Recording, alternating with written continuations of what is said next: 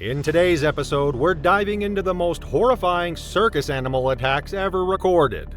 From a seasoned lion tamer who pushed his luck one final time to a rampaging elephant who turned on her captors after decades of abuse. But first, we begin with the story of Alexei Petrov. In the small town of Krasnoyarsk, deep in the heart of Siberia, the Bolshoi traveling circus was the pride of the region. For decades, it had dazzled audiences with death-defying acts and exotic animals. But none were more beloved than Alexei Petrov's bear performances. At 42, Alexei had spent over 20 years working with brown bears, transforming them from wild creatures into crowd-pleasing performers that could dance, ride bicycles, and balance on balls. The star of his show was Mikhail, a massive 8-year-old Siberian brown bear standing nearly 9 feet tall when upright and weighing over 800 pounds. Despite his intimidating size, Mikhail was considered the gentlest of Alexei's 3 performing bears. Children would squeal with delight as the enormous creature delicately balanced on a large red ball, wearing a sequined vest that sparkled under the spotlights. What the adoring crowds didn't see were the changes in Mikhail's behavior during the past month. The bear had become increasingly agitated during rehearsals, refusing commands and showing signs of stress.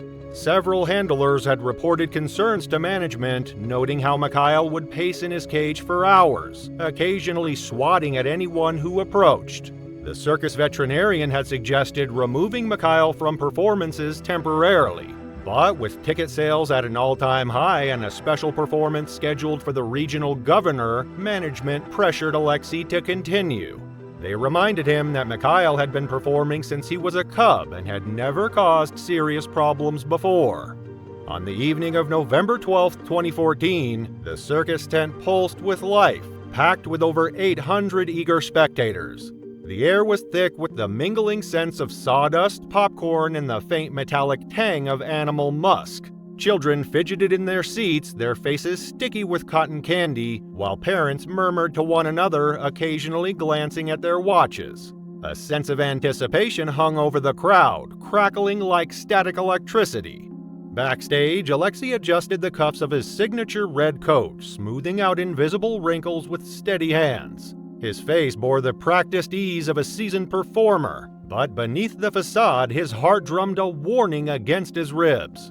He stole a glance at Mikhail, who stood just beyond the curtain, shifting his weight from paw to paw. The bear's sequined vest glittered under the stage lights, but Alexei noticed something else. The rigid set of his shoulders, the faint twitch in his ear. Then, with a deep breath, Alexei stepped into the spotlight, forcing a confident smile as the crowd erupted in thunderous applause. Mikhail followed, walking upright, his massive paws waving in greeting. The audience cheered, oblivious to the undercurrent of unease, unaware that this performance would be unlike any other. The first part of the routine went perfectly. Mikhail rode a miniature motorcycle around the ring, balancing on his hind legs, and caught rings tossed by Alexei. The crowd was enthralled, completely unaware of the tension building within the enormous predator. As the music swelled for the finale, Alexei gestured toward the large red ball, the signature act that never failed to bring the house down. But this time, something was wrong. Mikhail remained still, his hulking frame casting a long shadow across the ring. His ears twitched, flattening slightly against his massive head. The crowd quieted, a ripple of confusion passing through the front rows as the bear's hesitation stretched a second too long. Alexei's smile stiffened as he tapped his training stick against the ground, the sharp sound echoing through the hushed tent. He urged Mikhail forward with a calm yet firm command, expecting the bear to obey. But instead of compliance, Mikhail's dark eyes flickered toward his trainer, holding something deeper, something ancient and unreadable. His muscles tensed and a barely perceptible shiver ran through his thick fur.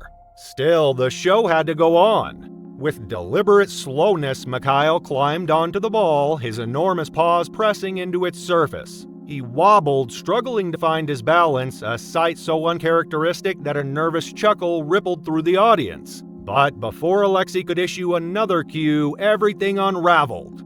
Mikhail froze, a deep, guttural growl rumbled from his chest, vibrating through the floor. The sequins on his vest caught the light as he hunched his shoulders, claws curling into the sawdust. Every hair on Alexei's arm stood on end. And then Mikhail moved. The transition from hesitation to violence was instantaneous. One moment, Mikhail was balancing, his massive frame taut with tension. The next, he lunged forward with terrifying speed, abandoning the ball as it rolled away forgotten.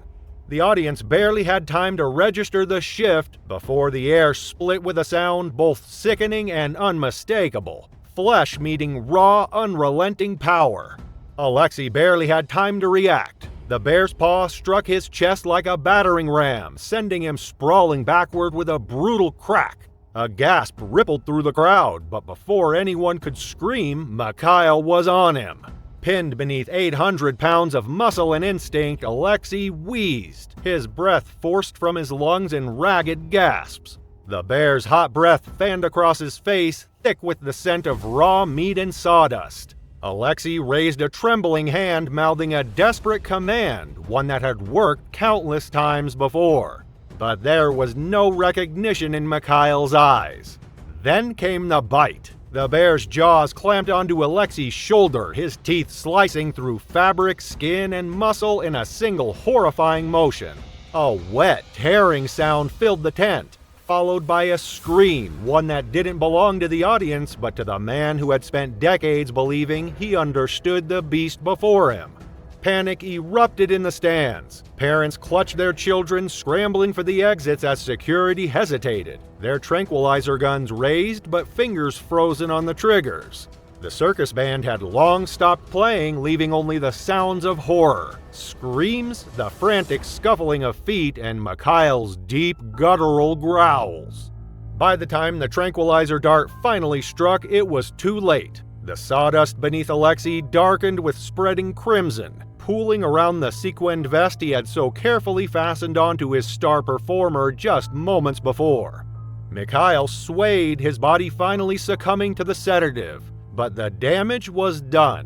The final act of Alexei Petrov's career was not one of triumph but of tragedy, his life's work undone in the space of a heartbeat, written in blood on the sawdust floor.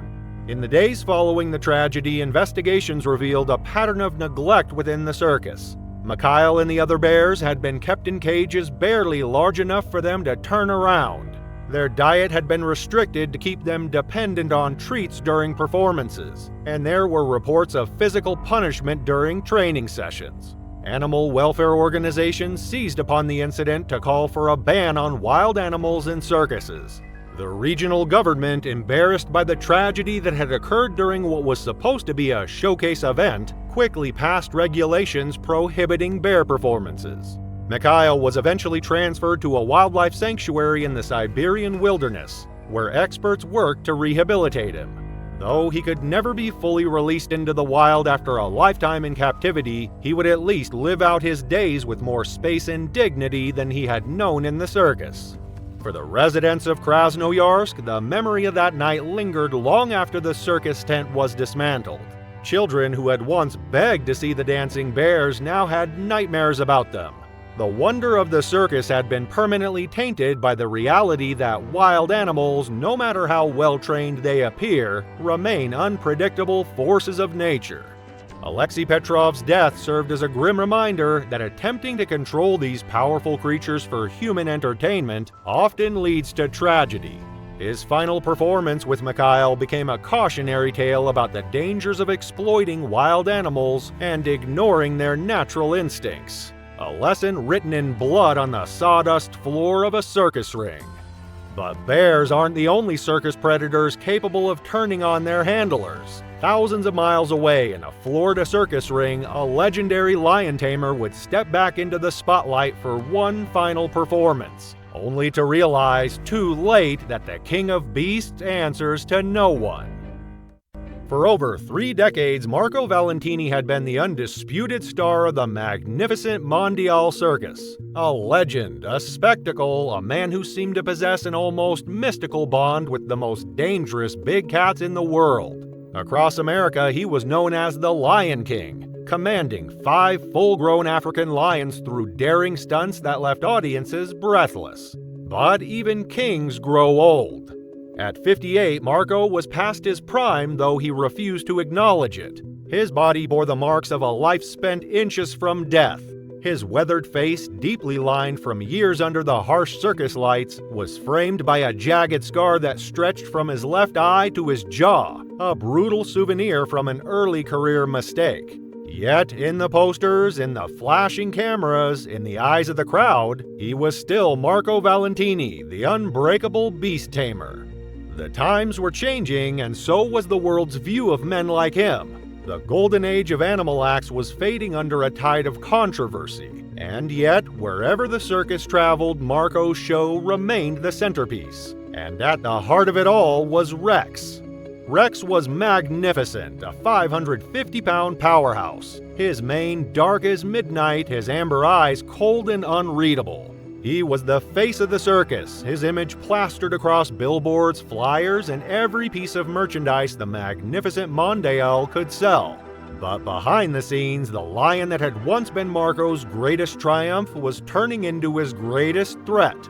For months now, something had changed. Rex had begun challenging Marco, not in the playful, manageable way young lions sometimes tested authority, but with a slow, simmering defiance.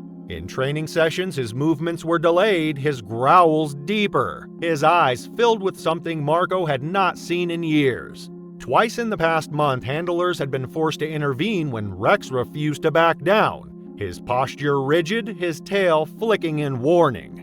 The circus veterinarian was the first to voice what Marco refused to acknowledge. Rex was showing signs of stress, unpredictable, agitated. She strongly recommended pulling him from the act before something went wrong. Marco dismissed the warning, brushing off the concern with irritation. To him, Rex was just being a lion. He had dismissed her concerns with a wave of his hand, brushing off the nervous whispers of the younger trainers. They didn't understand. He had spent a lifetime in the ring with beasts that could tear him apart. He knew their language. Rex wasn't dangerous, he just needed to remember who was in charge. Marco dismissed the vet's concerns, confident in his decades of experience. To him, Rex only needed a firmer hand. But even kings can lose their thrones, and the next time Marco stepped into the ring, he would never step out again. On the evening of July 15, 2018, the magnificent Mondial Circus had set up its grand tent in Tampa, Florida. It was the opening night of a 2-week engagement, and the tent was filled to capacity with nearly 2,000 spectators. The air was thick with the smell of popcorn, cotton candy, and the unmistakable musk of the big cats. Marco's act was scheduled as the finale before intermission. As the ringmaster announced the Lion King and his royal court, spotlights swept across the arena to reveal Marco standing proudly in his signature gold-trimmed costume. 5 lions entered the ring through a tunnel, with Rex leading the procession.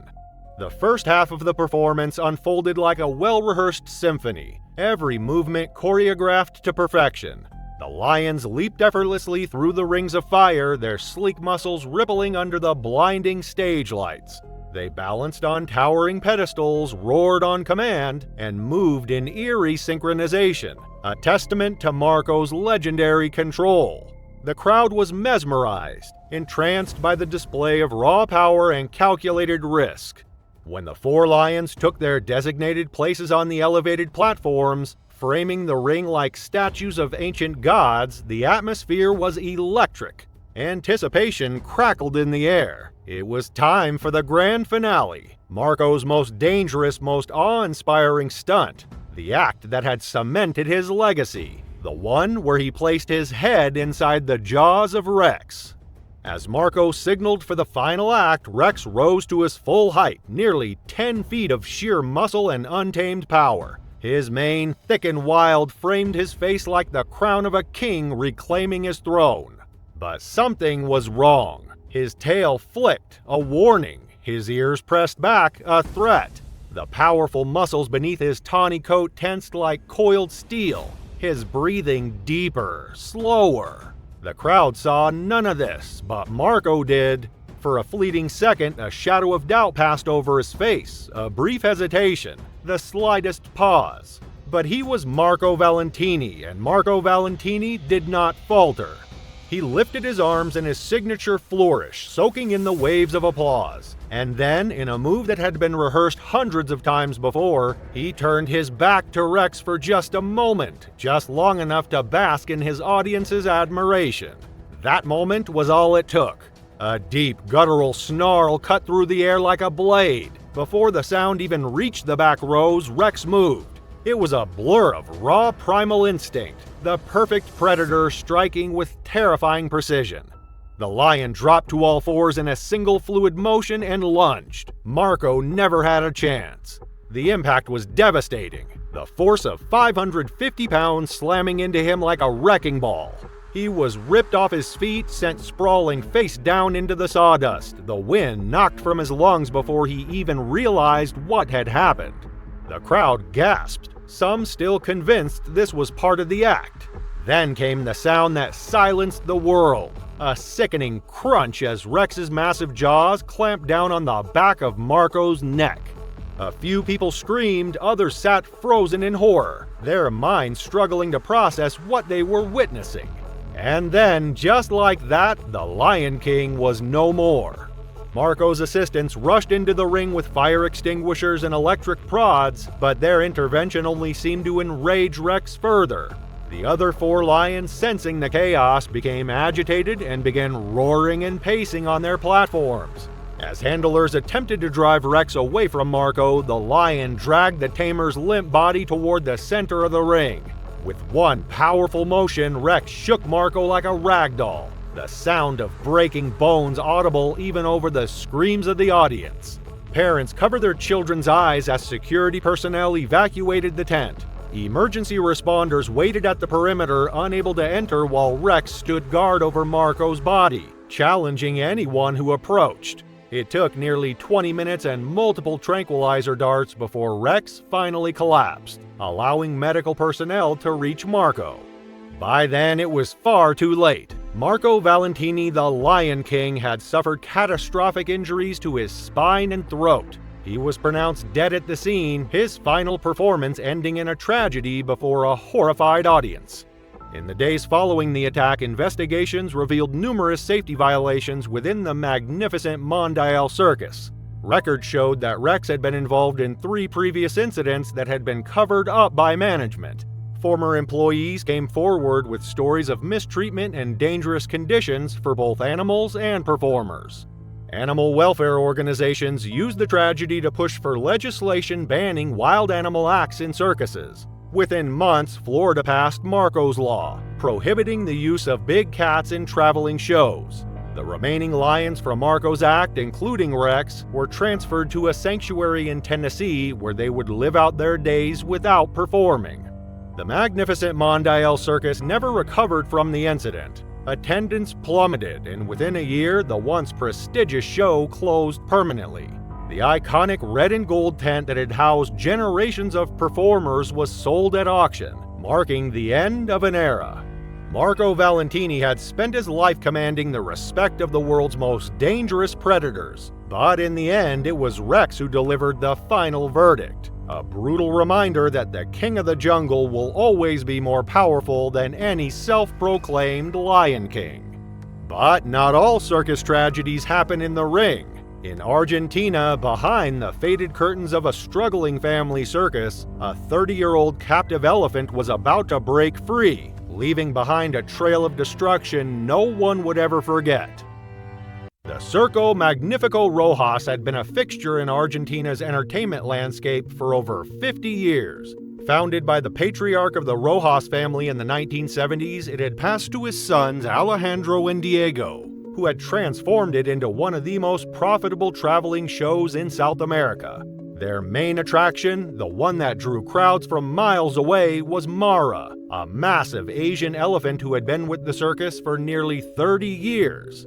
At 47 years old, Mara was well past her prime. Her once gray skin had faded to a dull ashen color, marked with scars from decades of training. Her eyes, once bright and alert, had grown dull and listless over the years. Where wild elephants her age would still be active matriarchs leading their herds, Mara spent 23 hours a day chained by one leg to a metal stake, only freed for her twice-daily performances. The Rojas brothers had built their fortune on her back, literally. Each night, she would balance on small pedestals, carry sequin-clad performers on her back, and perform unnatural tricks that delighted audiences unaware the methods used to force her compliance.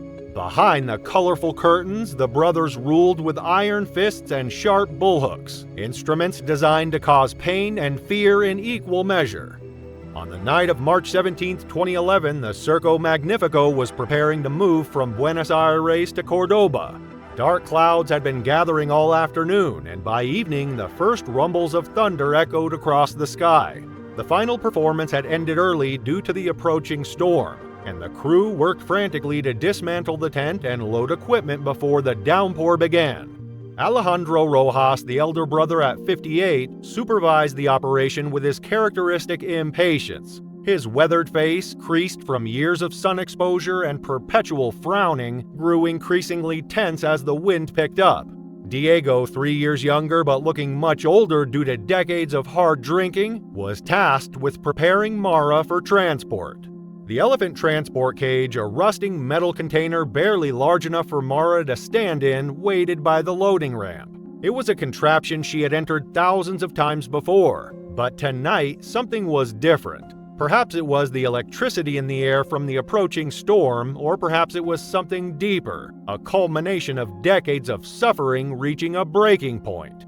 As the first heavy raindrops began to fall, Diego approached Mara with the chain that would lead her to the transport cage. The elephant stood motionless, her massive form silhouetted against the darkening sky. When Diego tugged on her restraints, Mara remained still, her eyes fixed on some distant point beyond the circus grounds. The rain intensified, quickly transforming the packed dirt of the circus grounds into a muddy quagmire. Workers slipped and cursed as they struggled with equipment. Lightning flashed, illuminating the scene in stark, momentary brightness, followed by the deep rumble of thunder that seemed to shake the very earth. Alejandro, seeing his brother's difficulty with Mara, stormed across the grounds, mud splashing with each angry step. Water streamed down his face as he shouted at Diego for his incompetence. Taking the bullhook from his brother's hands, Alejandro approached Mara with the confidence of a man who had bent animals to his will for decades. The bullhook gleamed dully in the rain as Alejandro raised it. With practiced precision, he brought it down on Mara's hind leg, the sharp metal tip digging into a spot already marked by countless similar strikes. In previous years, this would have been enough to make the elephant move immediately. But something had changed in Mara. Perhaps it was the storm awakening something primal within her. Or perhaps it was simply that after 30 years of abuse, something fundamental had finally broken. As the pain of the bullhook registered, Mara's body tensed not in submission, but in rage. The change was subtle at first, a shifting of weight, a lowering of her massive head. Alejandro, focused on forcing compliance, failed to notice the warning signs that any experienced handler would have recognized. When Mara's trunk began to rise, he was still shouting commands, still believing in his absolute control. The first strike came with shocking speed. Mara's trunk, capable of lifting logs weighing hundreds of pounds, swung in a powerful arc that caught Diego squarely in the chest. The force sent him flying backward through the air until his body collided with the metal transport cage with a sickening thud. He crumpled to the ground, motionless in the mud. Alejandro froze, his mind unable to process the sudden reversal of power. For a moment, man and beast locked eyes. The man, seeing for the first time not a trained performer but a wild animal awakened to its own strength. The elephant, seeing not a master but merely an obstacle to freedom. When Mara moved toward him, Alejandro finally reacted, turning to run. But the mud betrayed him, causing his feet to slip from under him. He fell face first into the muck, the bullhook flying from his grasp. As he struggled to rise, he felt Mara's trunk wrap around his waist with irresistible strength. The sensation of being lifted was momentarily weightless, almost peaceful. Then came the terrible realization of what was happening as he rose higher into the rain-filled air. Workers scattered in terror, their shouts drowned by the storm and Mara's trumpeting roar, a sound not heard from her in decades. With a powerful swing, Mara slammed Alejandro into the ground. The impact drove the air from his lungs and shattered bones throughout his body. But Mara wasn't finished. With methodical precision, she lifted him again and brought him down a second time, then a third. By the fourth impact, Alejandro Rojas had ceased to exist as anything recognizable as human. Lightning split the sky as Mara turned away from the broken form of her tormentor. Rain streamed down her massive body, washing away decades of circus dust and human control. For the first time since her capture as a young elephant, Mara moved with purpose not dictated by human commands. The remaining workers watched in horror as the elephant approached the perimeter fence. With a deliberate push of her massive forehead, she tested the barrier.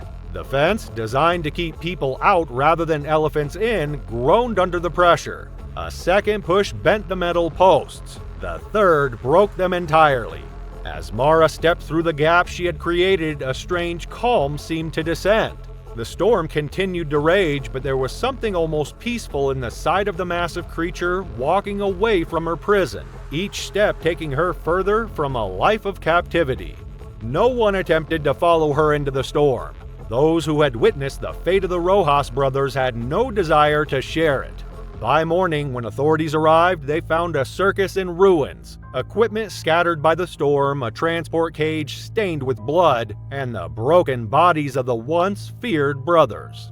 The search for Mara continued for weeks. Helicopters scanned the countryside and tracking dogs followed her scent until it disappeared near a river 23 miles from the circus grounds. Experts were baffled by how a 4-ton elephant could simply vanish, especially one with no experience of living in the wild. Some claimed to have spotted her in remote areas, while others insisted she must have died from exposure or starvation. Conspiracy theories emerged about animal rights activists having orchestrated her escape and hidden her at a sanctuary, but no concrete evidence of Mara's fate ever surfaced.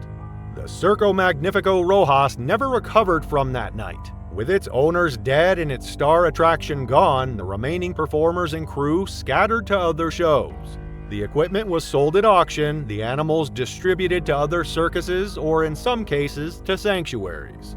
The tragedy prompted renewed scrutiny of animal circuses throughout Argentina. Journalists investigated the conditions in which performing animals were kept, revealing widespread abuse and neglect. Within 2 years, legislation was passed banning the use of wild animals in circuses nationwide. For those who had witnessed Mara's final act of defiance, the memory never faded. They spoke of it in hushed tones, how the storm had seemed to fuel her rage, how her eyes had changed from dull resignation to fierce determination, how the rain had washed away the gaudy paint from her skin as she walked away from 3 decades of captivity. Some said it was justice, others called it a tragedy that could have been avoided. But all agreed on one thing: on that stormy night in Buenos Aires, they had witnessed not just the death of 2 men, but the rebirth of a wild spirit long suppressed. A reminder that nature, when pushed too far, will eventually push back with devastating force. Thank you for watching this video. These aren't the only brutal animal attacks. Click here to learn about the most chilling chimpanzee attacks ever recorded.